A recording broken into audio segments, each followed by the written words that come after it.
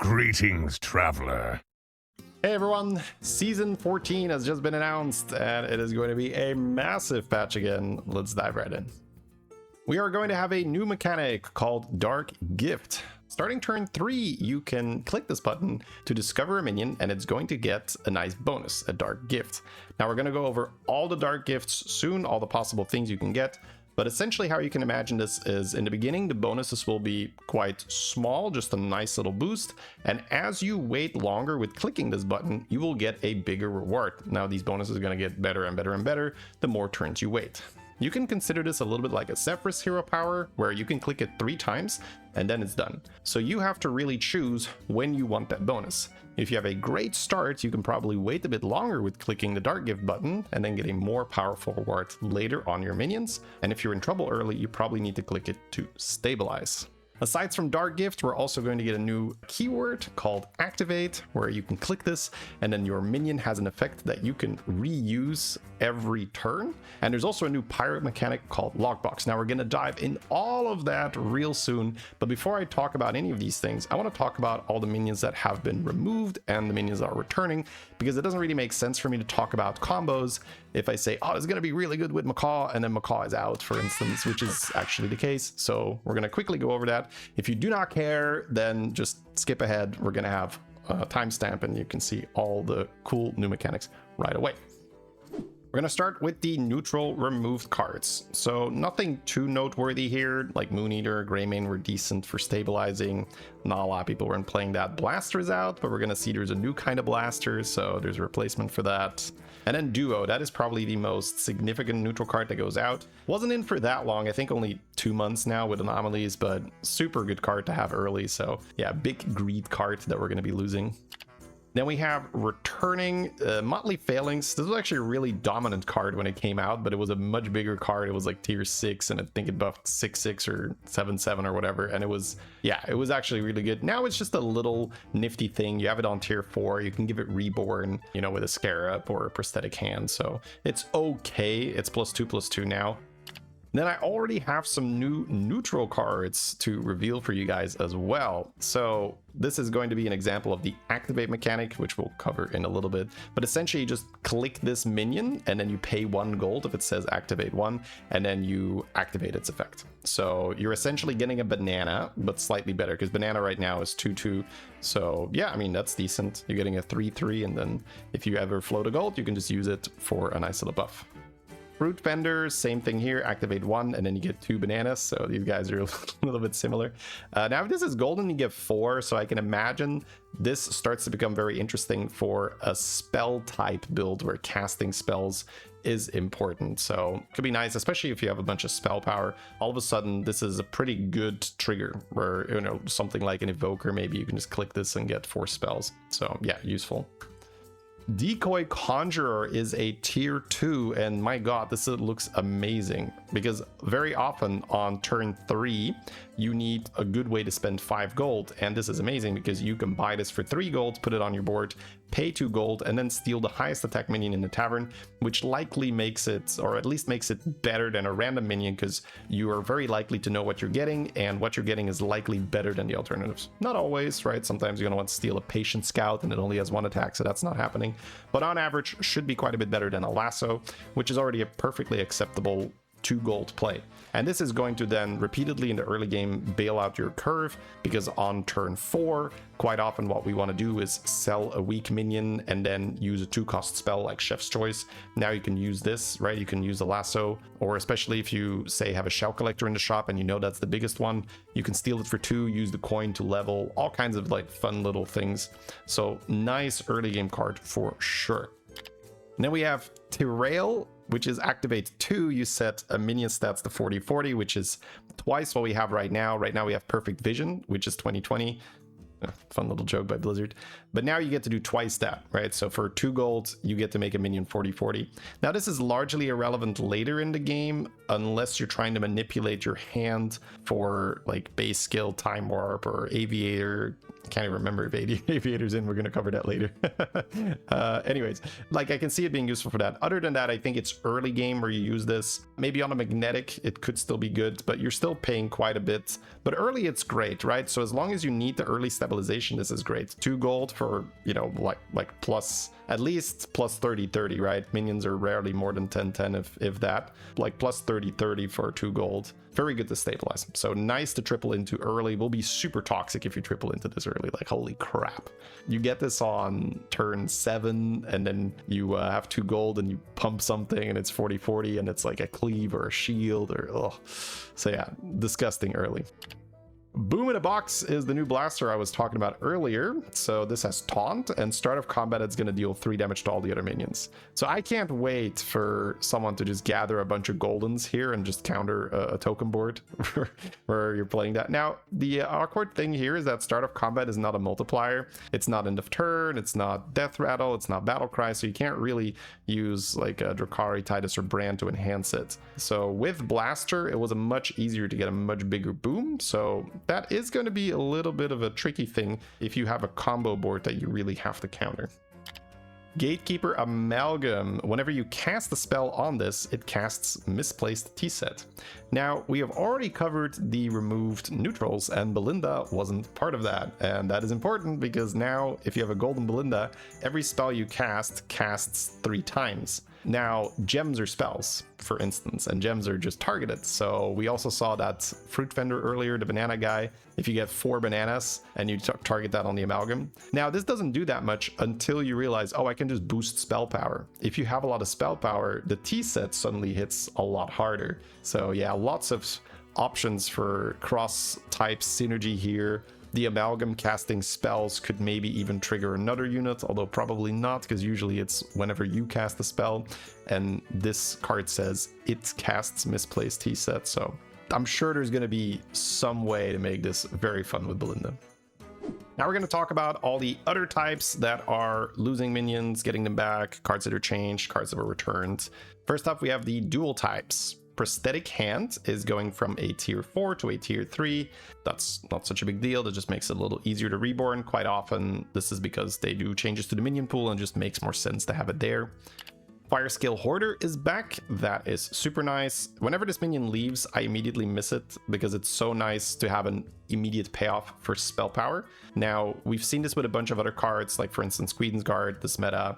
But yeah, this is just like quite accessible early on. So it gives you this idea like, oh, if I can get spell power, it's reasonably likely that I'll find the shiny ring guy, that's the original shiny ring guy, as a payoff. So yeah, fun little minion for me. Then we have some removed minions as well. No more Felemental, Felhorn, Surf and Surf, Technical Element, Dead Sea Ravager, and Ringbearer. So Shiny Ring Guy number 2, I would say the more impactful ones here are going to be the 6 drops. Losing Ravager. Ravager was a big part of Pirates just now this meta, and Ringbearer, you know, was a lot more impactful before Anomalies when the game was slightly slower. Believe it or not, because of Anomalies, you had so many resources that Ringbearer was actually not good enough quite a few times. Now, I've still seen some disgusting Ringbearer boards with a bunch of emergence and a lot of spell power, so it was still good. I'm just saying, you know, it was very meta defining before Anomalies arrived. So yeah, that's quite exciting. Those are gonna have to be replaced by something else. We're gonna see that with the new minion reveals later. Then for beasts, we have a change to Goldrin. This is essentially to enable a new mechanic that I haven't even talked about. It's going to be fish bait. So you're able to attack during the tavern phase, which is going to be very exciting, but we're going to talk about that later in the video. But just know that there's going to be other ways to essentially trigger death rattles during the tavern phase. Now, we already saw this with Undead, so it's not like some revolutionary groundbreaking mechanic, but it was generally confined to Undead, right? Where you have the spell where the Undead, if you play it, it dies immediately. It's like a tier 4 spell, tier 5 spell, I don't know. Anyways, there were other things. You could Grave Robber, you could use Butchering, Kel'Thuzad, those type of things. But now you will have other ways to trigger these death rattles, and that's why Goldrin was changed. So now it's, instead of this combat this turn, because obviously when you're in the tavern phase, you're not in combat, so it wouldn't do anything. And then we have some removed beasts. First up, we have no more Rylak, no more Macaw, no more Tiger Shark, no Lasher, no Orca. Wow. So those first 3 are huge. No Rylak, no Macaw, no Tiger Shark. Again, Rylak is one of those cards that makes the game very fun, but it also has been very present in every meta pretty much since its release. That's because reusing battle cries is very powerful, especially if you can use other multipliers there. You could use Macaw to trigger it again, you can Reborn to trigger it again, you can use Titus to trigger it again, and then Bran again, and then, you know, you get into the situation where one battle cry is being triggered like, you know, 70 times or some crap if everything is golden and reborn and stuff. So I understand that. Same with Macaw, right? Very, very influential card. So this is pretty cool. Now, in general, I did like playing with Rylak, but we are seeing some changes already. So we'll talk about it later in the video. There's going to be ways to reuse battle cries, not just with Rylak. And I do agree that Rylak had too many options for multipliers, so it's probably good that it's out. And then we also lose the self-damage package. No more Spiked Savior, Skyblazer, Outrider, Shimmermoth, and Panther. That's just to make space for new exciting beast stuff. So yeah, we'll be seeing that later once Blizzard releases the new beast cards. Demons get a change to Hellcaller. It's now a tier 3 instead of a tier 4. Probably just a balancing thing where this thing did not see a lot of action before, and they might also just have other demons they want to have on tier 4, and then it just makes more sense to move that. We're going to be getting back Mindmuck, Urzel, and Tichondrius, so that's nothing too crazy. Mindmuck and Urzel have been around for a long time. Tichondrius was not relevant the last 2 times he was in. He also received massive buffs, lots of increases. So if you get him super early with Wrathweaver, sure, there is quite a few stat points to be gained, but it is not a long-term sustainable like scaling strategy. For that, the shop buffing is just too good. I always say this, right? When you scale your scaling, it's hard to compete with that. And if you're able to make the shop continuously bigger, then eating the shop keeps getting better. Whereas something like Tichondrius, it's a fixed number. So the scaling is not being scaled. The only way to make it better is to have more Tichondrius, and that has a cap pretty easily on it. Whereas the shop, you can have a plus 50, plus 100, plus 200, plus 500, and that makes a massive difference. So you're almost always going to end up in shop buffing instead. Now we're also losing some demons. No more Picky Eater, Defiler, Shadow Dancer, and Fellbat. So that's a lot of the shop eating package out, but we saw that Urzel and Mindmuck are coming back, so definitely still ways to eat the shop. And then we also lose Fellfire Conjurer, Silent Enforcer, Lord of Ruins, and Consummate Conqueror. So this is quite interesting where they're keeping Hellcaller in, but they're removing Enforcer and Lord of Ruins, which are all kind of part of the same strategy that AoE Demon really helps Hellcaller do a lot better. So now it's going to be some early game thing that you only play if you already have some demons and you get some scaling, but sure. No more Conqueror, so we're still gonna have fodders, I assume, because I don't see the other tier 6 demon being removed, the one that generates the fodders. But we're gonna have other ways to buff it, no doubt, because, you know, the Conqueror is being swapped out. Fellfire Conjure, probably the biggest one here. Easy spell power, interacts with Drakari, was very popular. It's pretty much popular during every meta it's in. So yeah, that's a big loss to Demons and Dragons. And then Dragons, they have a change with Synthesizer going from a tier 3 to a tier 2. That is a pretty powerful effect and stat line to have on tier 2. So it's going to be good to pick up if you already have Dragons on your board. Nice. Damn, big buff. And then we're also getting Glim Guardian, Paper Drake, Blue Whelp, and Warpwing back. Now, Blue Whelp is one of those very fun cards I like early on. I love spell power scaling, and then the Blue Whelp early on, especially a pair, or if you have the Paper Drake with Wind Fury, super nice, super fun to farm. Warpwing as well with Wind Fury. If you can poet that and perma Wind Fury it, it's incredibly strong. Like, don't sleep on Warping if you've never seen it in action. It's one of these units that if you can buff it, my god, is that a nightmare for the opponent. It's pretty much resistant to scam other than Leroy. So yeah, very, very fun unit to buff. And then we're also losing the Chroma Drake package plus the Researcher, which makes sense because he generates Chroma Drakes. On the other hand, we also have some generic dragons out. Nothing too big here other than, I would say, Charming. And actually, whoa, what is this? Twilight Hatchling is out. I mean, that's kind of funny because that was just like sort of randomly the strongest one drop. This is something that always bothered me, where it was a 3/3 and it felt like it was just largely unaddressed. It was like a 1/1 that summons a 3/2 is Surf and Surf. And sure, Surf and Surf is nice, it's a spellcraft, but Hatchling had the advantage that it attacked immediately. And it always bothered me, like, why is this a 3/3 and not a 3/2? It's just like, oh, you know, this wins every fight. It's like, is that allowed? It's like, yeah, why not? Unironically, kind of big that it's out, but yeah, whatever, pet peeve. And then Charming, right? Charming Broodmother, yeah, sure, Broodmother is also nice for anti-scam, yeah.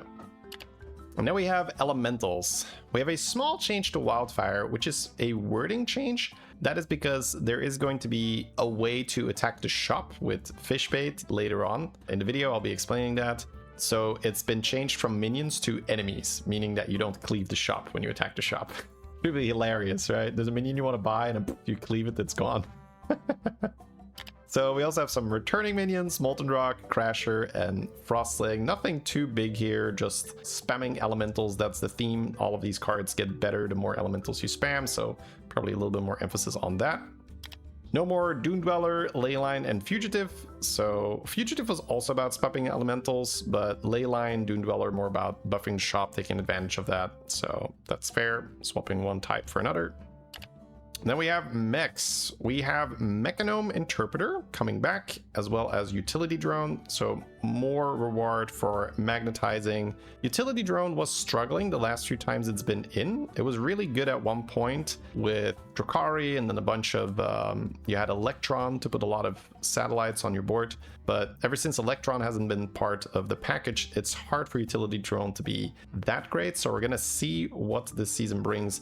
Maybe there's some additional ways to get, you know, good magnetic synergy. We'll have to see that once they reveal Mechs. And these are the Mechs we are losing. No more Ticker Alarmist, Jouster, Rover, Sparkbot, and Juggernaut. I mean, we're not really losing too much here. I would say Junk Jouster, Juggernaut, Rover, those have been kind of part of the mid-mech game experience. The end game has pretty much always been Inventor, which we are also losing. But it was basically just get a beatboxer or play for Inventor. So all those mid-game mechs we're losing, not a big deal, but Ingenious Inventor, that is a big one. So yeah, and I like that because Inventor, it felt very, very toxic to play against 2,000 damage mech tokens that people are spawning. It was like 2,000 damage tokens, bro, that's a bit much, okay? You know, it's a little much, and 2,000 isn't even the biggest, right? I've seen people summoning 5,000 damage tokens. It's just like ridiculous. Then for Murlocs, Diremuck is going from a tier 4 to a tier 3. Not a big deal. Again, just making some space for other cards, most likely. We are losing Tad, Prophet, Begurgle, Murgle Burglar, and Cold Light Diver. Tad is one of those iconic Murlocs, very, very, you know, nice to cycle, especially for heroes like Millhouse, Syndragosa, where it's effectively free. Cold Light Diver was decent early on, but, you know, overall Murlocs are not really losing much. Murlocs felt very off this last meta, so they'll have to do some big changes to make them good again. It really felt like you had to cheese with a Future Fin and then Corals, or that Trinkets, the Needle with Belinda early in the season, that was also a thing. But other than that, it felt like Murlocs never really recovered. Like pure Murloc wasn't really a thing the last few months. And then we have Nagas. We have a change to Bruiser. It's going from a tier 4 to a tier 5, but it's getting +2/+1 per spell, not 1/1 anymore. We have some returning minions here: Myrmidon, Thaumaturgist, Wave Rider, Cyclist, and Fauna. Fauna usually fun with end of turn, but we are losing Felfire Conjure, so that was a big part of that end of turn comp. Conjure gives you the spell power, Fauna gives you the buffs, and then you play an Amalgam and then a Felbet at the end, which we're also losing. So that classic Fauna comp is not going to be available. So I'm quite curious why they're bringing it back without the support of the Felfire or Felbet. So again, we're gonna have to see that when they reveal Nagas. What's the plan for the Fauna here? Wave Rider is fun. We have Wind Fury, so that wasn't in because Queensguard was in most likely, but we're gonna see here with the removed minions that she's gonna be out as well. First we have no more Tide Razor, Reef, Deep Blue, or Visitor. So, you know, these are just like placeholders almost. Deep Blue is definitely a strategy, especially with Belinda, which is staying, but the rest is really just random early Nagas and tempo.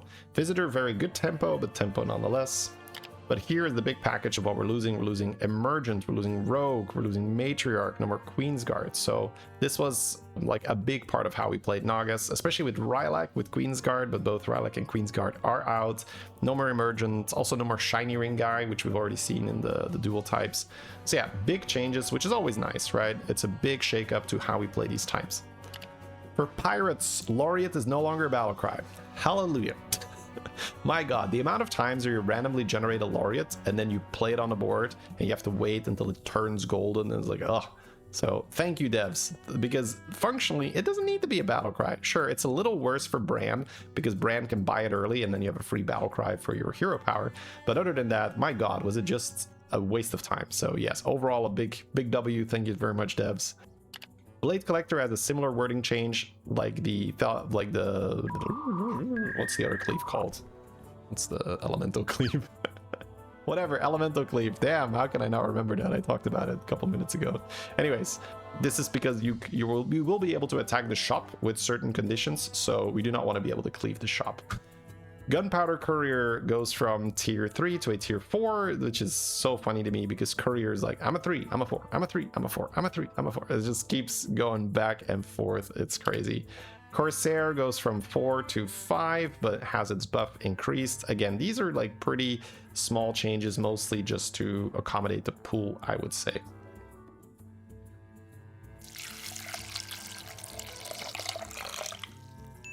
Wildfire. That's the name of the cleave. Then we also have a returning pirate, the Cutlassier. Oh, yeah, Cutlassier. Let's go with that. That's just a nice little spell power boost, which we're going to see the removed minions, and Rogers isn't part of that. So it's always nice whenever Rogers is in, they have an easy way to buff your spell power, so your bounties are more effective. Now, the pirates we are losing here, first up we have no more Gambler, Shipwright, Looter, or Peggy. So Gambler is one of these really fun pirates to have, so pretty sad to see that go. Now, I'm hoping that's just for, 2 months or 4 months, however long, because Gambler is one of these really fun minions. Now, they probably have a similar-ish replacement, and they just had too many minions in the pool for Gambler to stay, so that makes sense. We're also losing Buccaneer, Spacefarer, Drust, and Roving Sailor. So the big one here is Buccaneer. It's really the card you're looking for if you're going to tier 5 early. Great minion to stabilize with. Also really fit into the play pattern of buffing the Ravager. Now Ravager is out as well. So again, we're losing these to make space for other play patterns. For Quilboar, we're going to have some changes. We have Refiner, which is going back to a +1/+1. It was sort of a unique measure where we made that, or well, the devs made it a +1/+2 because Quilboar just were terrible, just very bad, and this is just like, hey, let's throw a bunch of buffs and just nuke Quilboar with buffs and see what happens. Now, when they remove anomalies, the game's going to slow down a bunch again. Now, they do have Dark Gift, so maybe, maybe not, but overall, I think anomalies are still probably the fastest way to play the game because you get stuff like, here's a free minion every turn, here's 2 copies of the first minion you buy. Other anomalies in the past were like, start with 10 gold, right? So they're very fast. You get a lot of resources. Now, in a very fast environment, these slower gem buffing type styles is really tough to play, right? So, but now that we're no longer there, these buffs are being reverted. Foodie is going back to a tier 4 from being a tier 3 just now, right after those emergency buffs, call it that. And then we have some changed and returning Quilboar. First up, we have Roadboar, who is going from a tier 3 back to a tier 2, but now it's a 2/4 again instead of a 3/4. Roadboar was a nice 2-drop, so that was nerfed to a 3-drop at some point, which is hard to imagine that Quills got nerfed at some point, but they were very powerful in other metas, so it's just easy to forget after they've been, chumps for a few months. But yeah, so back to being a 2-drop, very fun. It's just a fun little minion to buy. You buy it, you get a few rally procs, this thing is going to stack like crazy, you get a lot of gems in your hand. Very fun minion. Then Prodigious Tusker was buffed. It's going from a 3/4 to a 1/3, but it now plays a gem on every minion that attacks on your side. Whereas before, it was just whenever a rally minion attacks, this minion gains 2 gems, right? And that's all temporary, it's just pure tempo. But for a 2-drop, that is big, right? You can play that early, you can have something with Wind Fury, you can have it protected behind taunts. This is, especially if you have some kind of an early gem buff from like a gem day or so, this could be quite nice. Speaking of gem day, Crater Miner was buffed, where now you can choose, you either get 2 gems or a guaranteed gem day. Whereas before, you would get a random 1-cost spell, I think. So random 1-cost spell, or tier 1 spell, maybe even. Like, I can't remember. Anyways, getting a gem day guaranteed is a lot better. So gem day is the way to buff Quilboar in this variation of Quilboar. Gemrat is also how you generate gem days. That's going from tier 4 to tier 3. So yeah, this looks like it could be another fun little Quilboar meta. early gem rat is nice. Maybe even something as a target for Reno hero power or Xeric hero power. Start buffing those gems super early, and then you get a payoff later with Turbo Hog, which we're going to talk about in just a bit. Bonker is back. It only buffs one gem, but it has the Wind Fury again. So that is nice because there are certain synergies where attacking matters. So, you know, it always felt a little bit weird that they removed Wind Fury from Bonker. It just didn't feel right. So fun to see that coming back. And then Thorn Trailblazer goes from tier 3 to tier 4. Sure, that's basically just swapping places with the Gem Rat. Then returning minions, we alluded to it just now. We have Camperback, Vineweaver, but the big one is Turbo Hog. Turbo Hog is really nice if you have a lot of choose one generation. In the meta that we saw a lot of Turbo Hog, we had end of turn choose one generation, which we already have with the Gem Days from Gem Rat. So you could play Drakari, generate more of those, and then just start of turn and just choose one, choose one, choose one, choose one. And then obviously those choose ones are buffing your gems, which makes the Turbo Hogs better. So yeah, quite a nice card. Then we have a ton of removed Quilboar. Now that is part of the reason is that we just reintroduced a bunch of Quilboar, but they're probably also going to release some new Quilboar on top of that. Here we have no more Sunbacon, no more Piper. So instead of buffing the gems like that, we're going to use the Gem Days. No more Prophet of the Boar. I mean, it's kind of whatever. Then here we have no more Hot Air, no more Reborn, that's kind of big, no more Thorn Razor. Also no more Hog Watcher for shield, so it's harder to get those keywords on your minions. But that makes sense because we can see here as well that they are removing Shaman. So really not, you know, not that, it's nice to have shields on your Quilboar, but a lot of these keywords were here to support the Shaman. And then lastly, we have Undead. So we have Mawcaster coming back. That's just a fun minion to play. Also has a fun little trinket where every time you play, you destroy an Undead, you get like a 3 gold back. So you could play like APM Undead with Mawcaster trinket. And then we have some removed Undeads. The biggest one here, I would say, is Tycoon and Kel'Thuzad. Kel'Thuzad, especially in combination with Tycoon, you can make multiple Tycoons and go for like the infinite Eternal Night combo. KT also had some uses with the, oh god, I hope that Time Warp unit is out or you can't get it somehow. There was a Time Warp unit where your first minion that spawns gets reborn and then you could stack a bunch of them and just infinite Leroy combo. Those of you that have seen the video, it's quite unethical.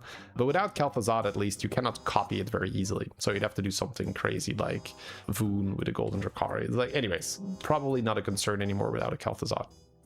Okay, now that we've got all the returning and removed and changed minions out of the way, let's talk about the actual new mechanic, all the possible dark gifts. So we're gonna go over this pretty quickly for some because they're not like super complicated. Others, there's more options, so we'll spend some more time on that.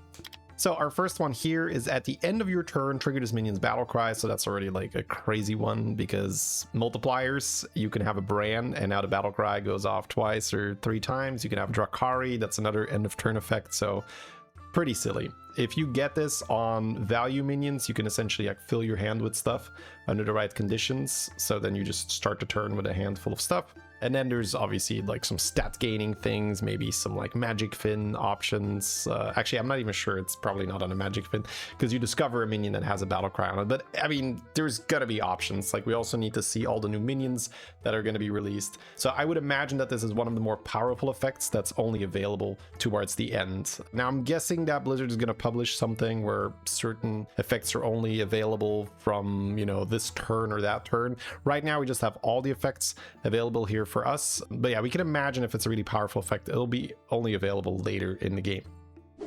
Then we have at the end of every 2 turns, get a random minion of this type. That sounds really good if you can get it early. That's a good value generator. So essentially a little bit like the Compass Trinket, but it's on a minion and you could, you know, get it as early as, I mean, I don't know, maybe turn 4 or something.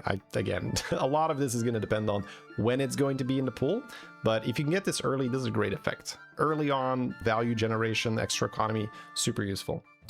Then we have Offensive Sacrifice. Death Rattle, give this minion attack to another friendly minion. That's like Nightbane, essentially. It's a Death Rattle effect. We saw that we lost Macaw, which is, again, a big reason that I want to do all those reviews of what is actually out before we start talking about this, because I could be like, oh, this is great with Macaw. It's like, oh, Macaw's out, right? But yeah, we still have Titus. So very much like Nightbane, essentially. Treat it like Nightbane, good with Poet, then you can make it permanent. All these, like, in-combat effects, if you can match them with Poet, that's quite good. Defensive Sacrifice, give this minion's max health to another friendly minion. Now, that is a big deal. That's like Trickster. So the reason why I find that a bigger deal than this one is with attack, there is a certain cap in utility. Now, again, if you have Divine Shield minions getting this extra damage, very useful, then it hits two things, but like 1,000,000 damage and 5 health still just dies to a 5 damage minion. Now, that's an exaggeration, but this is to make a point where if I could choose to have a ton of something, I would generally want a ton of health, because then you could just keep tanking over and over, as long as you get a reasonable amount of damage on it. Like, even like 500 damage and, you know, 50,000 health, that is a very problematic unit for a lot of boards, right? I cannot really kill that without scam. Whereas something that has 50,000 damage and 500 health, a big unit could kill that in one go. So this is really the point. So again, this with Poet, a Golden Titus, sounds like fun, right? Could be good. Charisma Rally, get a minion of your most common type. If we can get it early, yes, I'm all for it. This is essentially Recruiter for Nagas, the seafloor Recruiter. So if you can get it around the same time, right, we're talking turn 6, maybe turn 7. It's like, you think of cards like Bigwig, seafloor Recruiter, that's really when they hit their moment, where if you get them early on, that's where they snowball you with extra minions on the board. It means you can level early to tier 5. Very, very useful. In 2 turns, double this minion's stats, and it gets +2/+2. So it doesn't say every 2 turns, right? That would be silly. But in 2 turns. So from the moment you get it, it'll double in 2 turns. So yeah, you have to like Mutinous or Avalanche on top of this, and then all of a sudden we're doubling our, you know, a big amount of stats. Other than that, it really depends. A lot of these are going to be so situational, which is super fun. It gives you a lot of agency, a lot of different things to try. You have to really think about, okay, what can I make out of this? So yeah, I'm sure Chief's going to find some way to break this. or other dark gifts. We're just gonna have to see. Mystic Essence, Death Rattle, get a random Tavern spell. So that's Spore Bat. Yeah, if you can get Reborn on that, that's super good, because then you trigger it twice if you have a Titus. But again, you need it early. If you don't get it early, this sort of falls off. Later in the game, we want to have things that really win us the game. Early in the game, we want to have things that give us more economy. So spells, minions, that type of stuff, coins. Start of combat, double this minion's health on a dragon with Poet. Again, a lot of these combat things are going to be like Poet, Poet, Poet. So yeah, if it's a dragon, now we're talking, because that's double. That does pretty well.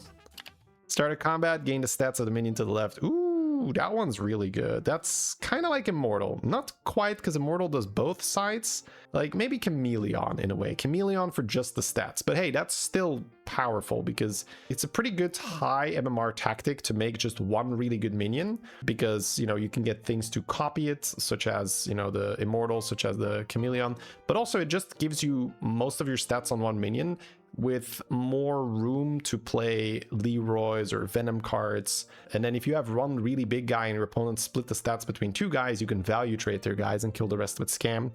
Now, a lot of people, especially when I'm live streaming, they always ask the question, don't you want to spread out your stats? What if you get scammed? Yes, there are possible things that can go wrong, but especially if you have a little bit of stats on your other minions, where it's not like everything on you, like we're talking, you have like 50-50 on your brand or whatever, or, you know, other minions, that's usually enough to take out scam units. Then you kind of just want to have 1, maybe 2 big guys, just because it makes it easier to consolidate your stats, put all the Venoms and the Leroys on the board for the late game. Or like this effect, you have a really big guy, copying that is very good. Double Vision, get an extra copy of this. Okay, well, can I discover brand? I actually don't know if neutrals are part of the discovery pool, but if they are, 2 brands, golden brand, let's go. Yeah, I mean, again, highly situational, right? Sometimes it's going to make a triple, it's going to snowball stuff. Probably not something you want super late in the game. You probably want to get this relatively early to get the triple or the golden minion. Persisting Horror Reborn is reborn with full stats and bonus keywords. Yeah, this is one of those late game powerhouses where if you can build this minion, make it big, or, you know, have it have Venom, for instance. Now you have a Reborn with Venom. You have a Divine Shield on it and a lot of stats. This is like kind of like Battle Cruiser where it reborns with full stats. Pretty nasty. So yeah, I would say more late game. I mean, if you can get this early, cool, but I'm assuming this is more of a late game Dark Gift. Like quite a crazy minion to buff when it has this. Divine Shield, Wind Fury, Alakir hero power. Some minions are really gonna like this. Rally minions, Warpwing. Oh, Warpwing. Oh, you get this on a Warpwing. Oh. You have immune on a Warpwing with Wind Fury and Divine Shield. Like, good luck killing that. So yeah, again, depends on your minion. This is golden, but doesn't give a triple wart. Depends on your minion, right? A lot of these are gonna be so like, well, depends. So if the minion is good golden, then, you know, take it. Taret's Blessing, this minion's Divine Shield takes 2 more hits to break. Another great late game option. If you can have this minion with a good effect, again, like, you know, Warpwing. Warpwing just came back, so it's on my mind. So a lot of these combat enhancers are going to be, I'm going to think like, oh, get this on a Warpwing. But on a Cleave or, you know, any kind of good combat unit, and then you buff it a lot. You would need to have a shield on it already though, so it would only give it to minion that already have shield, I'm guessing. I don't think you would discover a non-shield, so I guess you couldn't discover Warping, but like the Flectobot also sounds pretty stupid with this kind of like Omega shield. Jaws of Death. Start of combats, trigger this minion's death rattles. Yep, I mean, get that on a good death rattle, get yourself a Titus, get a lot of extra value. Kind of like Rylak Portraits, where at the start of combat, the death rattle triggers. So, especially if you can get it on some kind of economy and then get it like turn 7, maybe turn 8. Yeah, that's good value. Replication. At the end of every 2 turns, get a plain copy of this. Yeah, you'd want that early, otherwise you'd have to just wait a long time, and obviously very dependent on what kind of a unit we're talking about. But if you get this on a battle cry and you've got Bran, now you have a reliable way to triple battle cries, which goes pretty crazy at that stage of the game. You know, again, talking that turn 7, turn 8 range. So a lot of these dark gifts are so highly situational, guys. I'm going to be repeating myself. I'm so sorry. But that's the fun of the game, right? It's to say like, hey, I'm going to click that button and let's actually look at which minions was I offered and what's on my board and would this be good or not. Time turning. This minion's end of turn effect also triggers start of turn. This one I'm not like super big of a fan of. Again, unless we get it early in its economy, because I cannot enhance that further with Drukhari. It triggers start of turn, which means it wouldn't be an end of turn effect anymore, right? I'm guessing? I don't know. That's one of those, like, it could technically work because it's kind of an end of turn effect triggering at the start of turn, so whatever. Yeah, like my immediate feeling here is not like ooh, right? So yeah, I'm trusting my gut feeling on it, but we'll see, maybe I'm horribly wrong. Amalgamation. This minion has all types. Yeah, I mean, this is where the crimes happen. People always want to do that with like Cleave and then Poison, right? Or Venom. If you discover the Pirate or the Wildfire with Cleave, you can then give it Venom somehow, probably. Bile Spitter wasn't removed, I think, so that would be one way to do it. It has all types, so all of a sudden you have a dragon plus all the other types, so Poet works on this. So there is some video waiting to happen with this. I don't know exactly what it is yet, but there is something crazy that's going to happen with this, and I am all for it. Battle Scars has +3/+3 for each battle cry you've triggered, so this is going to probably range based on how early you press that button, where you can get like +1 or +2, +3, or plus however much. So yeah, I mean, do you have Bran? Have you triggered a lot of battle cries? Super situational. Then the equivalent for death rattles, same thing. There's no more Macaw, so it's a little harder to trigger the death rattles, but if you have Titus, if you reborn them, sure. Again, highly situational. And then we have it for tavern spells that we've cast. Again, guys, if you've cast a lot of spells and it's a big unit, then it's probably good, and otherwise, not so much. Ooh, Taragosa's Blessing permanently keeps stats and bonus keywords gained in combat. So this is the Poet thing, right? This is you're now a dragon. This goes pretty well with the ones we saw earlier, where you have the attack or the health that gets passed on, like a Trickster or a Nightbane. So if you can combo it with that, it's pretty good. And other than that, it's all kinds of combat buffing, right? There's very likely going to be ways to make this quite useful. Steady Growth. At the end of your turn, you gain +1/+1, so very likely also going to range based on how early you get it, how late you get it. And in Drukhari, you could double or triple this. highly dependent on the minion and the number it's going to be. Like a lot of these dark gift things, we're just gonna have to see once we press that button, right? I think this is a lot of theory crafting that's very hard to do without having actually played the game. Once we play the game, we will have a much better handle on this. So I will be doing the early access event, right? So if you haven't heard about that yet, on Thursday I will be playing with the new cards ahead of time, so make sure to tune in for that. Then we will do all this testing ahead of time and you will have a good idea of what to play on day one. Fresh perspective. Death Rattle gain 2 free refreshes. Okay, if we get that early, I like it. If it's something that I can reborn, if it already has a reborn, ooh, that would be sweet. If I've got a Titus, all that kind of jazz. Immune while attacking. Okay. Get me a cleave. Get me a cleave on this. But also just a great buff target, right? It's basically just warping. So whatever minion it is has the warping effect, which makes it a fantastic endgame buff unit, something that's great to put Mutinous on and that type of stuff. Golemancy. Death Rattle, summon a golem with this minion stats. Almost always broken. Now, Macaw is out, so it's harder to mess with this, but it's kind of like Stitch, where if you have Titus and you stitch it, you summon multiples of that. So sure, you won't have the exact effects because they're golems instead of the minion. But if you can just, again, Mutinous or Gem Transfer or however way you can make this big, and then you have like a Golden Titus and you have this thing taunted. If they don't have like Sindore to mess with it, then you're getting 3 of your biggest minion. It's almost always very good. Yeah, Golemancy. No Macaw to exploit it, but still very, very good to put your buffs on this and then double or triple that minion with Titus. Sunken Persistence, this minion's spellcrafts are permanent, so I guess that means that this is going to be a spellcraft minion and that the spellcraft generated by that minion are permanent. I don't think it means that spellcrafts played on this minion are permanent. I think that's different wording. So Deep Blue is out, we've seen, so is it really that exciting of a spellcraft to get? I don't know. If it works the way I think it does, then you'd have to get it really early, and then, you know, you'd be okay with the tempo gained, probably. Like Thaumaturgist? I guess Thaumaturgist. That you can scale a bit, sure. Whenever you play a card, gain 2/2. That reminds me of the Dragon Trinket, where it's just play a bunch of cards and you get stats. So very much just tempo, stabilization type early. Not really something to play around in the late game, unless the number goes up significantly, right? If we're talking like 2020 for playing a card, yeah, we could play a bunch of cards for that. At the end of your turn, magnetize to a random mech to this. Okay, so this is Rickety Repairbot, I think, which is funny. If you've played the game for a long enough time, you can just read effects and be like, oh, that's that old minion. Oh, this is that old minion. Oh, this is a combination of those two minions. So I don't blame the devs. It's really hard to make truly unique stuff. But yeah, Rickety Repairbot, which is great. Now we have a way to sort of benchmark that. That was good early on. A Cordatron wasn't removed as far as I can remember. So yep, get this early, get a Cordatron, maybe get a nice little Dracare to enhance that. And that's a lot of fun. Rally, add a fodder to your next 3 refreshes. So that's the Battle Cry Fodder Demon. That's 1 fodder to your next 3 refreshes. If it attacks multiple times, if you have some shop buffs. Again, we're talking early. This is probably not good enough as a late game dark gift. Again, it depends, right? If it's like add 4 fodders to your next 3 refreshes, then, you know, that's different. Venomous, toxicity, says it all, right? Toxic gameplay encouraged by Blizzard. You saw it here, chat. I mean, yeah, sure.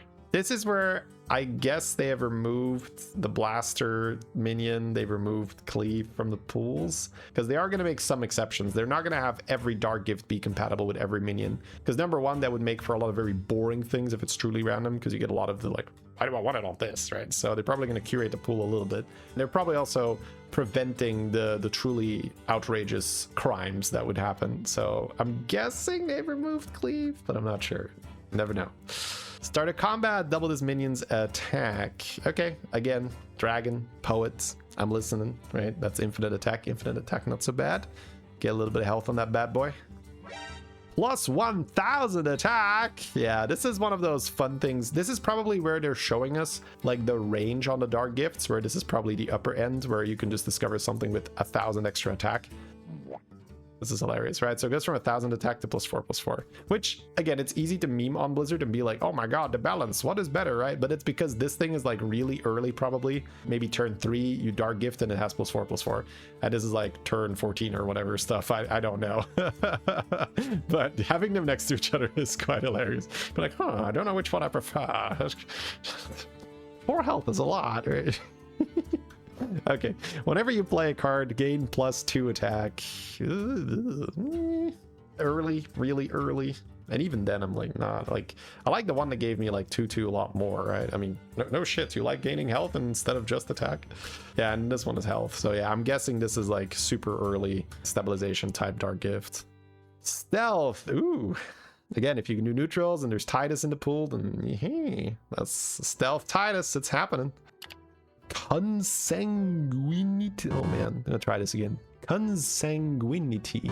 Consanguinity? Okay, I'm gonna go with that. That's my final answer. I'm locking it in. Rally, get 2 blood gems.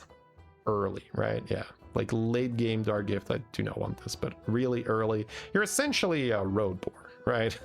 You're a road boar. Yeah, that's turn 3, right? I buy road boar, so yeah, give me this on turn 3, maybe. All right, start a combat, triple this minion stats. Oh, that's Myrmidon, right? Again, right? The old card. Sure, Myrmidon's not bad, so especially if it's a useful minion. Again, Mutinous, Avalanche, way to get it bigger. Cool. Okay, guys, that's all the Dark Gifts, and then we also have new heroes. Like I said, this patch is massive. Lots of new stuff. They've really gone. They've brought out the big guns. Be like, all right, let's make it a big new season patch. We have Nightmare Lord Xavius. Every 4 turns, discover a minion with a Dark Gift. That looks very good. Because it's free, right? Like, you don't have to press a button. It's like Putricide, but you don't have to pay gold for it. Now, you can't spam it early. You can't stack it, so it's going to be turn 4, turn 8. It's like Ticketus, right? But instead of a prize, you get a unit that you get to put on the board, and the unit is much better than average because it has a Dark Gift. And this is also going to count on the turn you get it. So on turn 4, you're going to choose from like the turn 4. Now, I don't think there's like exact turns where Dark Gifts on turn 4 are this and Dark Gifts on turn 5 are this. There's probably going to be a range on all the Dark Gifts where the bad ones are no longer going to be discoverable late, and then obviously the really good ones aren't discoverable early. Yeah, this looks great. Turn 4, I get a power spike that I can help the level. So that means on turn 4, I can go to tier 3 and probably win my fight. And then turn 8, I can probably go to tier 5 and win my fight. So that looks like good timing. Yeah, I'm pretty happy with that. Void Power, we have Trasthath, Soul Parasite. Start of the game, you discover a tier 5 minion with a Dark Gift, and it unlocks on turn 7. So this one, I'm also, again, lots of assumptions, but I think it's a fair assumption that once you discover it, or when you discover it, it acts as if it's turn 7 already. So you're going to be able to pick for more powerful Dark Gifts than the ones that are available on the, there isn't even any Dark Gifts turn 1, so yeah, it has to be. Yeah, there's like Thorim, basically. Maybe stronger, because certain unethical stuff. Maybe weaker sometimes because, Zarjira is a pretty 6/7 drop. But you do not have to, there's no condition to this other than waiting. Whereas Thorim, you could somehow, Thorim was probably a bit fast when it was turn 8. So this is like a turn before Thorim, right? Maybe 2 turns if you're really unlucky. So yeah, that helps you go to tier 5, right? Because turn 7 is the 9 gold turn. 9 gold is the turn where if you went to 4 earlier on, you can actually consider just pushing to tier 5 if you have a good turn and getting a tier 5 mini with Dark Gifts for free on the 9 gold turn. That definitely helps. So yeah, I can see that as well, assisting you in like, okay, I get a really good bonus here, I can level to 5, then I'm early on 5, I get to do cool stuff. So we'll absolutely try that out. Okay, new keyword. So we talked about it already, activate, but let's talk about it officially here. It's a new keyword that gives you an ability to trigger during the recruiting phase. You get to spend gold to trigger the effect. You can only do it once per turn, and then it becomes available again next turn. So I'm guessing it's maybe going to flip over like a hero power type thing. Kelp Keeper is Shudderwalk on a stick. For activate 1, you trigger a friendly minion's battle cry. Now, if you have a brand, this again is insane early on. If you don't have a brand, this is still fine, right? Because you're paying 1 gold for a battle cry effect. So you can have like a Tavern Tempest, and for 1 gold, you generate a random Ellie. There's lots of reasons why that would be good, and there's other battle cries where you can use it. Now you can have 2 of these. You can use it to maybe even make triples with certain battle cries that generate units. I'm not sure. So yeah, it seems like a pretty sweet card to pick up early. And the next turn you can do it again. It's also nice to just fill out your gold, because sometimes you float a gold. With this, it's quite easy. You just activate it. Kind of nice. And Private Investigator, another newly revealed minion. This just seems overstated like crazy. 5/6 on a 3-drop. And for 1 gold, but basically it's careful investment, always available. So yeah, that seems really nice. On the 7 gold turn especially, if you're already on tier 3, you can double buy and activate this. It looks beautiful. So 7 gold, that's a turn 5. It's perfect because turn 6 is Trinket. You have 2 extra gold for Trinket turns. Like, Super nice. So yeah, early tier 3, turn 5, you float the gold anyway, you pop this thing. Very happy to pick this up early. Not as powerful as tier 3 Bigwig, back when it was like, I think it was like a 4-6 on, or a 2-6 or something on tier 3. It was actually unethical, because Bigwig would activate multiple times during the combat.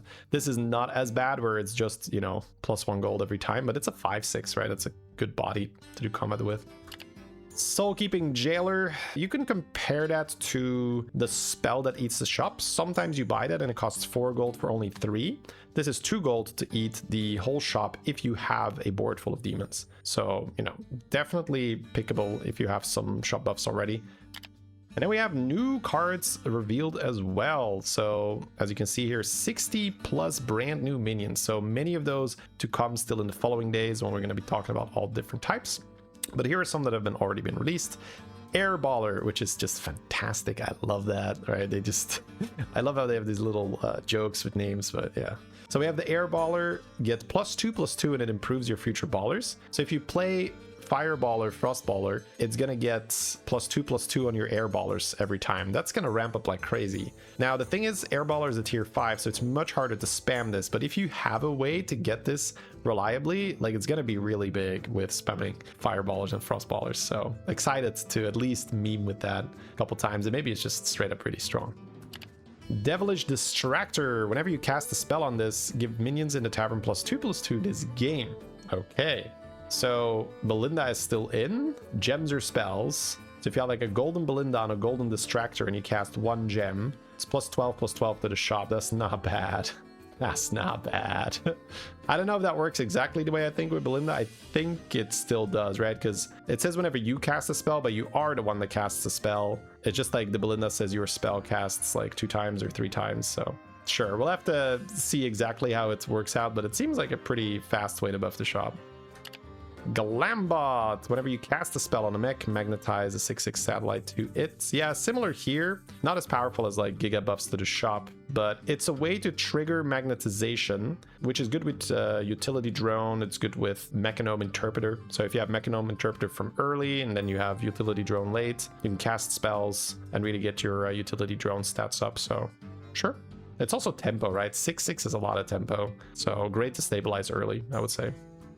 And then another new mechanic, again, as if the patch wasn't big enough already, it's a pirate synergy called Lockbox. So a Lockbox contains a golden minion. It's basically like Eudora hero power, I'm guessing. You have to wait 5 turns, which is a long time, but the way how it works is if you get something that gets a lockbox, like for instance here, the Bilgewater Breakout, get a lockbox, but if you already have one, it opens 1 turn sooner. So technically speaking, you should only have 1 lockbox in your hand at the same time. It might be targetable with Voon, and then you have 2 lockboxes, and then I don't know how it's going to behave, but everything that generates a lockbox will essentially give you a lockbox. If you already have one, it will make the other lockbox open faster. So you can accelerate the Eudora hero power by essentially digging multiple times per turn by playing cards just like this one. So yeah, this seems like a super fun minion to take on tier 2. Death Rattle, get a lockbox. If you already have one, opens 1 turn sooner. Yeah, I can see some fun stuff with this, where if you have 2 of these, that means every turn your lockbox opens 2 turns sooner. If you somehow reborn it, I don't know exactly how, Lich King, I guess. If you have Titus. Yeah, oh, Lich King with, oh my god, 3-on-3 with Lich King, hit this thing, bam, reborn, pa-pow, pa-pow. So that means turn 1, you get a lockbox, it's 5, it's 4, start of turn, it's 3, you go to combat, it's 2, it's 1, there's your golden minion, right? That's, that sounds like so much fun. All right, yeah, I'm gonna try that. Okay, and here is another new mechanic. Blizzard's like, and you get a new mechanic, and you get a new mechanic, and you get a new mechanic. It's like, mechanics for everyone. All right, so you have a beast synergy now, which is called Fish Bait. So this lets your beasts attack the shop. So finally they've identified Bob is the enemy. We can attack the shop and be like, what is this garbage? But no, it's the reason why Cleave was reworded so that it only works in the combat phase. Right now, if you cleave, you would cleave the shop, which is kind of funny. So this is a way for your beasts to attack during the combat phase. So think trigger rally during the combat phase. So any rallies we might get from new beasts. It also triggers a death rattle during the shop, right? It gives the minion that killed this 5/5, so that's going to be how it's used early. But I don't think this is the scaling for later. I think it's really about the mechanic of, can we force attacks during the tavern phase to get some procs on other effects like rally or other minions that have effects when they attack, which is also probably why Macaw had to go, because Macaw with Fishbait would be disgusting, because you could have a Titus and then a Macaw and then trigger a death rattle 3 times or 6 times or whatever. Here's one of these minions that has the Fishbait mechanic. For 2 gold, you choose a card in the tavern, you replace it with Fishbait for your leftmost beast to attack. And so 2 gold to get 5/5. Maybe if I'm, somehow have a bad turn and I'm floating the gold. I would need to have probably an additional incentive to do so, because every time I'm doing so, I'm kind of losing economy, right? I'm trading minions on my board. Because you might argue, oh, well, a 5/5 is pretty strong, but you're not getting a 5/5 that you can sell later. You're getting +5/+5 on a thing, right? If I have 3 5/5s on my board, that's 3 gold. If you got a 15/15, that's 1 gold. So economy-wise, you got to be careful with exchanging gold for stats instead of just putting more minions on your board. So that's why I'm a bit hesitant to use this early on. But again, maybe on turn 3 where I just buy this, I activate it, and then I'm getting, what is that, an 8/9 on my board. It's better than, having an awful use for 2 gold. Snarky Shark, whenever you sell this, refresh the tavern with a Fishbait for your left. Yeah, so again, this is gonna be some kind of synergy. We'll have to see when beasts are revealed, but later on you can then cycle this and force an attack to get a trigger on something, I'm guessing. Methodical Madness is a new spell. Choose a friendly demon. It consumes 2 random tavern minions to gain your stats and bonus keywords. So this is where you isolate something in the shop that has either Venom or Shield, and then your guy gets Venom or Shield or Venomous Shield.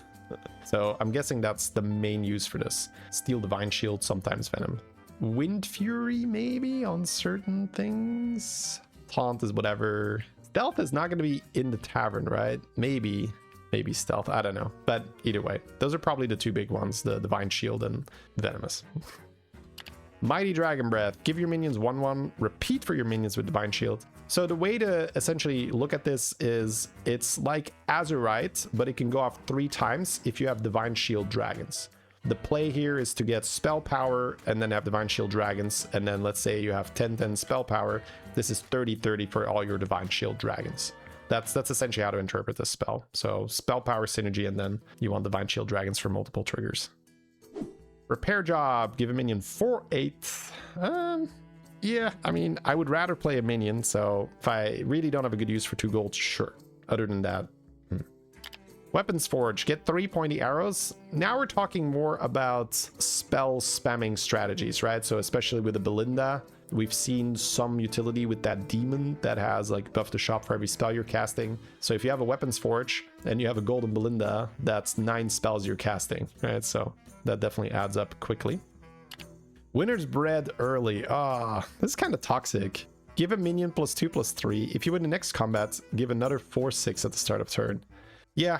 I mean, 4, you have to think about +2/+3 is 1 health better than a banana, but you're paying twice as much gold. And it's not like banana is a coveted thing to buy, right? So we are taking a huge risk here. If we do not win the combat, it's bad. So this is great if your opponent goes 3 or 3 on turn 3. So the real scumbag thing to do, I would never encourage you to do this, but people will do it, where they're gonna like thumbs up, be like, hey man, we're leveling, and then you play the bread. No, I'm not. And then after the guy levels, you're like, yeah. Yeah, +4/+6. I mean, that's good stats, I would say. It really depends on if you have economy. I would still prefer to play economy. So we're talking like, if I can buy a pair of Shell Collectors, I'll buy a pair of Shell Collectors over this for sure. But yeah, sometimes you have to spend your 2 gold on something that's not economy, and then, this could be okay if you know you're winning. Also nice for these strong hero powers early, like maybe an AFK that got a strong start, a Lich King that has a reborn for free and all that.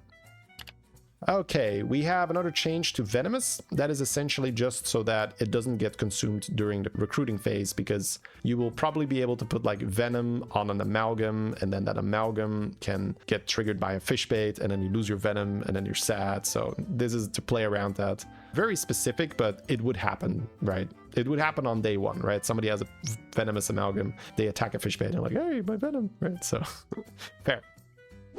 Another change, right? And a great one. stats have been really hard to read, especially if you get a lot of them, if you get in the millions and stuff. So now they have, I guess, redesigned that where if you get 1,000, it now reads as a K. And then I'm guessing there's going to be M for million. Is there another one? A B? We're going billion? I don't know. But at least a K and an M, right? For 1,000 and million would be nice. Maybe there's something in between. I don't know. But anyway, great change. Thank you very much, man. This is a massive, massive patch. Like, if you're not doing a review like this, it's very easy to just forget about stuff. But it's because I'm just talking. I was like, here's another one. Here's another one. There's so much in here. As mentioned before, trinkets are going to stay. So I do like that change. Again, might be repeating myself a little bit, but I do think that the game can feel a little bit slow after we come out of that mid-season where we've had anomalies plus whatever mechanic. So to offset that a little bit, we have the new mechanic, Dark Gifts, but then we also have trinkets to make sure the game doesn't feel too slow, because you can definitely argue if you just have Dark Gifts, you're essentially just doing 3 times per game you get to click a button that discovers a minion. So it's like everybody has a glorified putricide hero power, right? If you just have that, I do think the game can feel a little bit too stale. Now, again, it's way better than Putricide Hero Power, and there's a lot of Dark Gifts you could get, but you get my point, right? So I do like that you're keeping trinkets. Not these guys, though. They're out. A lot of these make sense. Macaw Portrait out. Leapfrogger also out is very important, because I think there are ways to trigger Death Rattle during the Tavern phase, and that would be so silly if you can do that with Leapfrogger. But yeah, a lot of these make sense. Rylak is also out, so that makes sense. Out. Felemental is out. Yeah, all of these make sense. Sure, Powder Keg, Shaker out because Deep Blue is out. Yep. Then no more Vine Speaker. That also makes sense. Yep, I mean, all of these trinkets. None of these I'm like, oh, no, really? I mean, I guess Macaw and Rylak, but they're out, right? So out of the minions that are not out, none of these trinkets I go like, oh, I'm sad we... So they did a pretty good job. Like, if none of the trinkets I have a reaction to, I'm just like, oh, these were kind of boring trinkets, I'm guessing. Okay, reusable batteries is coming back, so this is an older trinket. The first time you buy a minion each turn, get a magnetic satellite with its stats. So this is for shop buffing, right? You get a big shop, and then you get a satellite with that. With Beatboxer still being a tier 7, not saying it should be a tier 6 by any means. It's, I don't know. Like, it feels a little bit too awkward, honestly. 2 gold for this. Yeah, I'm not in love with it. Jarred Frostling. Start a combat, give 2 friendly elementals Death Rattle, summon a Frostling. This is very good anti-scam. And it's decent tempo early if you've played some elementals already, so don't sleep on this. It just gives you 2 of your elementals now have quite a good Death Rattle. Again, really helps to counter Venom, Leroy, that kind of stuff. Thaumaturgist is back, so this is coming back. You get a Thaumaturgist, and your Thaumaturgist spellcrafts are permanent. Yeah, there's some plays with this. If you get a lot of spellcast... Ooh, Belinda. Ah, wait, we've never seen this with Belinda. I do think there's a lot of things that I've already mentioned Belinda, but I think that's good still for the game. I talk a lot about Bran, I talk a lot about Drakari, about Titus. I think these minions, they do make the game more fun. So you might argue, well, isn't that a bit broken if like every other minion you're talking about Belinda? I think it also gives me a lot of ideas and stuff that I'm excited to try. So I do think that is worth a trade-off. So yeah, Belinda. Mawcaster Portrait is back. We talked about that when we talked about Mawcaster. Yeah, very fun trinket to play with. Kind of go like APM Undead. Lavish Cape, not great. Sometimes it's what you need. It works well with Nala, but Nala's out, so that's my official stance here is All right, new Lesser Trinkets. Let's talk about those. Whenever a friendly rally minion attacks, gain a free refresh. So here you have it. Here is already a good example of additional synergy for Fishbait, where if you can use Fishbait to make a rally minion attack, not only are you getting the rally effect, you are also getting a free refresh. So you kind of offset the gold cost, especially if it's 1 cost for a Fishbait, because then the refresh would cost 1. So yeah, it's just purely free. Lionfish Portraits, get a lurking lionfish. Whenever a friendly beast attacks, give it 2/2. Sure. It's okay. Maybe it's not okay. I mean, if you have a lot of ways to trigger Fishbait, sure, but it costs gold, right? So I think it's a bit too expensive for this early in the game. I'm not the biggest fan. 4 gold for Warcry Totem. The first 2 Battlecry minions you buy each turn cost 2 less. So the first 2 Battlecry minions you buy are effectively free or probably better.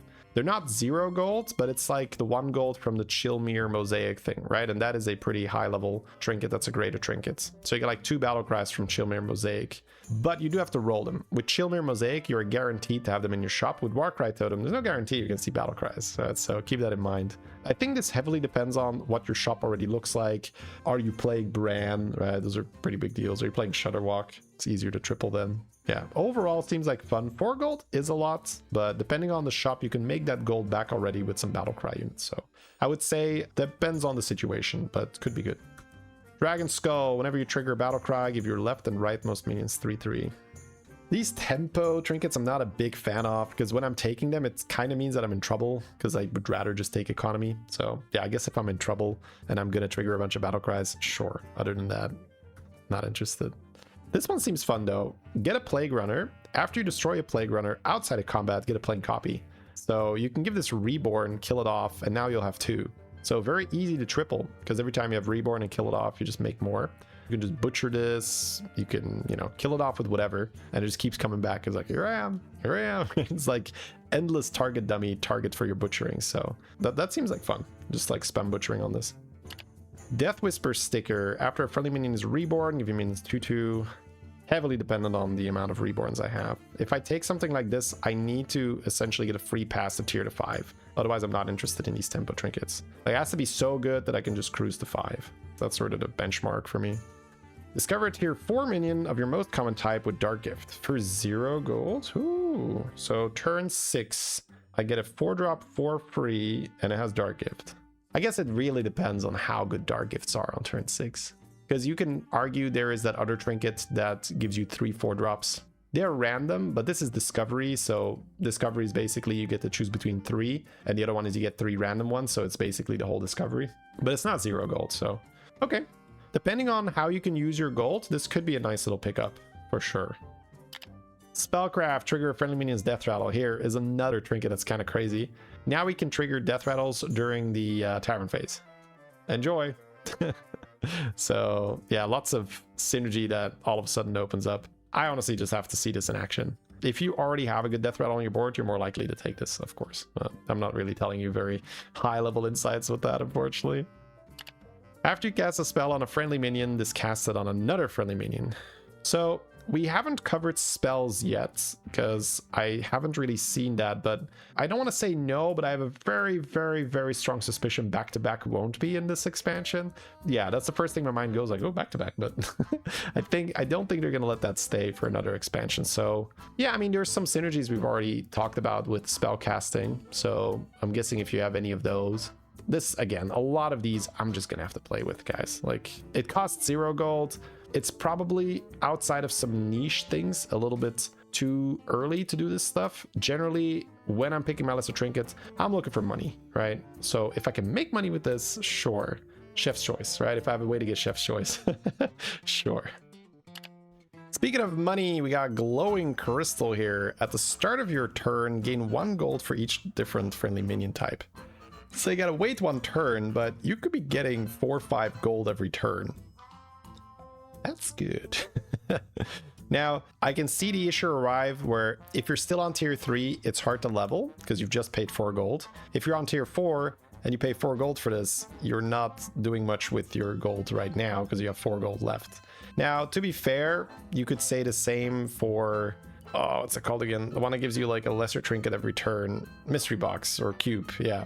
And I take cube all the time for 5, so I'll find a way to pay 4 for this, because you could argue that if cube would give you 5 gold every turn, it'd be insane as well, right? So yeah, find a way to keep a lot of different types on your board and farm that cash. Frigid Blossom, after you refresh, reduce the cost of upgrading the tavern by 1.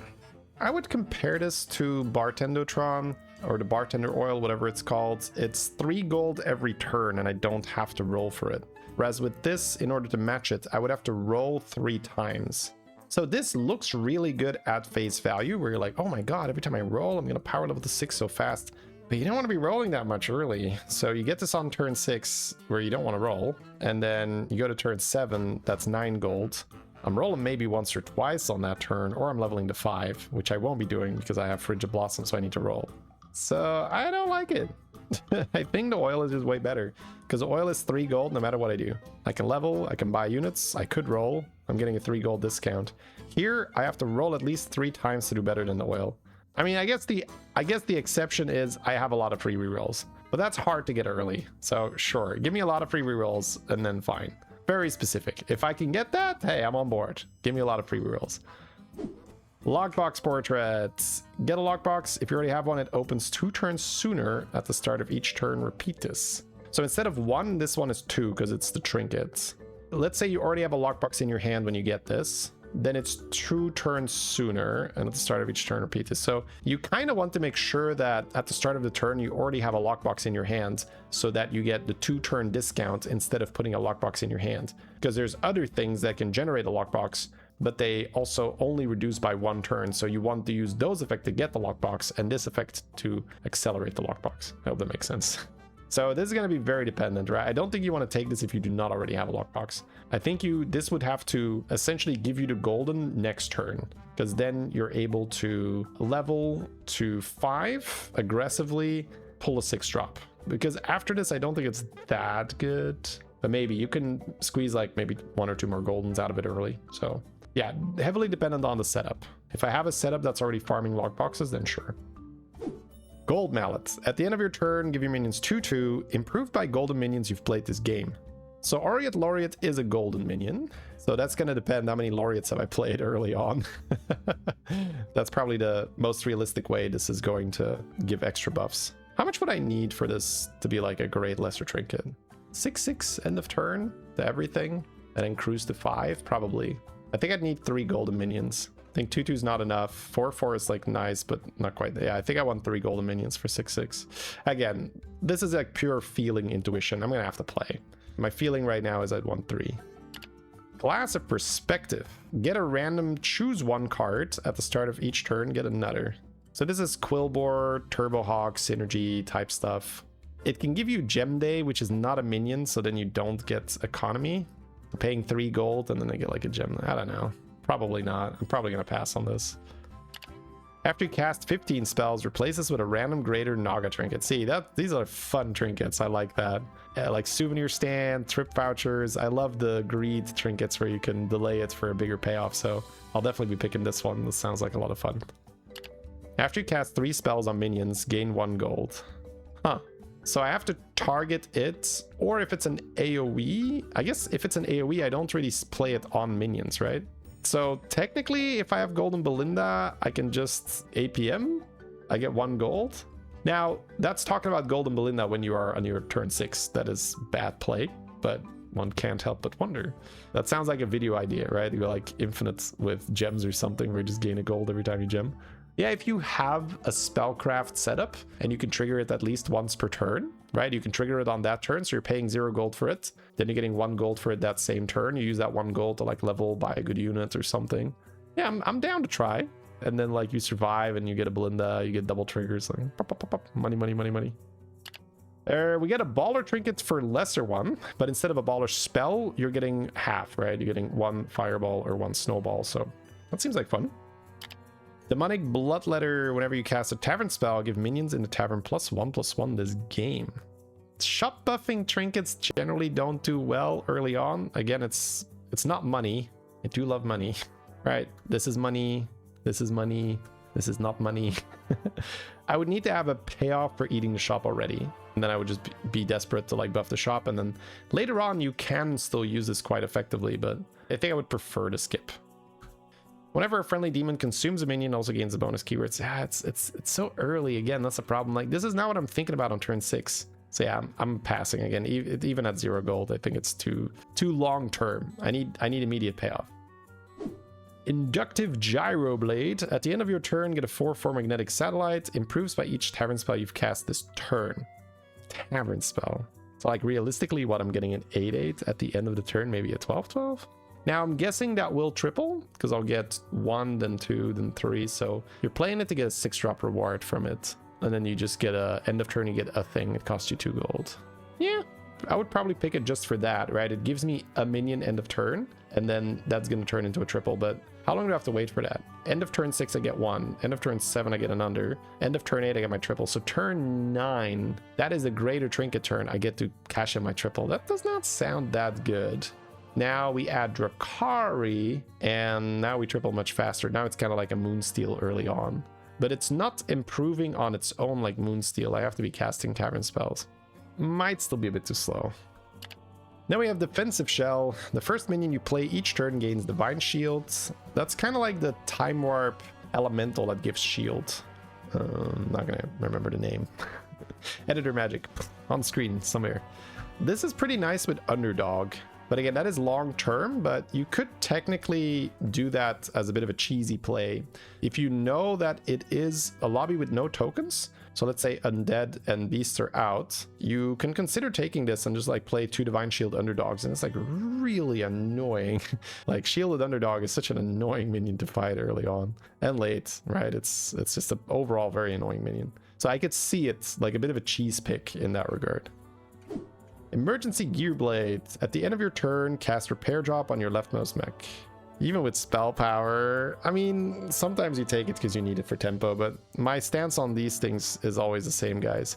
I want money. If I need it, then sure, I'll take it, but if I don't need it, I want money.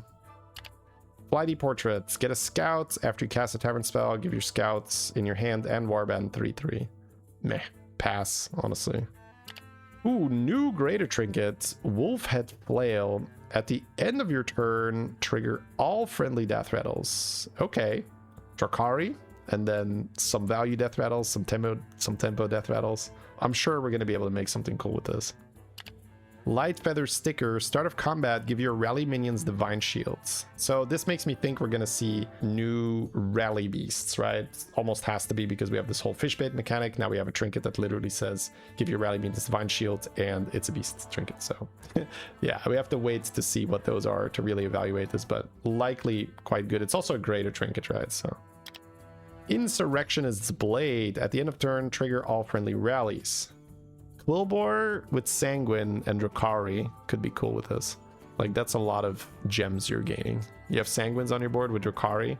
Let's say you have 2 Sanguines on your board. You're gaining +4/+4 on your gems end of turn with Drukhari, and then whatever you farm during the combat as well. That seems fun. Dragon's Eye. Your Dragon's Battle Cries trigger an extra time. I have to see what battle cries are on dragons for this, but yeah, it could be good. Got Bran, right? It's a Greater Trinket. Very specific though.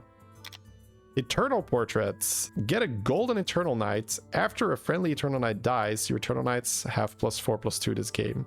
Oh, so that's on top of all the Eternal Knight buffs you're already getting. Okay, so you take this, you get a 6-drop. Summoner is still in, but Tycoon is out. Without Tycoon, yeah. Meh. It's hard to win off Knights, so I think this would be like tempo, and you're not really super happy with it. But it gives you a triple. Maybe if you had a Knight early game, it can extend the window where you're strong a little bit longer. Funeral Reef. After a friendly minion is reborn, get a plain copy of it. Oh, that's really good early, where you're farming triples, but it is turn 9, so you gotta be careful. So it's a trinket that's gonna give you 0 advantage going into your turn 9 fight. And then presumably on turn 10, you've got like 1 or 2 triples ready to go off this thing. So this is one of those, can you afford it in terms of tempo loss? Because then you just golden your whole board with this. Yeah, golden the whole board sounds like fun. Gold Mallets, speaking of golds, at the end of your turn, give your minions 4/4, improved by the golden minions you've played this game. I mean, maybe some exceptional game where I have so many goldens. Like some crazy lockbox game, and then I have Drukhari, but it's kind of like Smite, right? It just doesn't really work long term, but it can be a nasty tempo hit. It's turn 9 already, right? You want to go for like a higher scaling comp. I think it's going to be more an exception, but we'll see.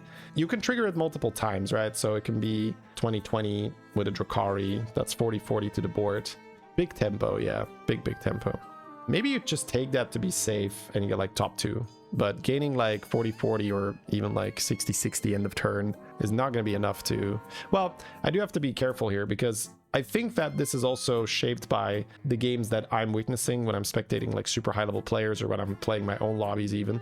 these are different numbers than when we're talking, oh, when you're playing at 4,000 MMR, 5,000 MMR, you might actually be able to win the game off Gold Mallet, like 4,000 to 5,000 MMR. So take the opinion here with a grain of salt. It all depends on how big your opponents get, right? This might just be enough.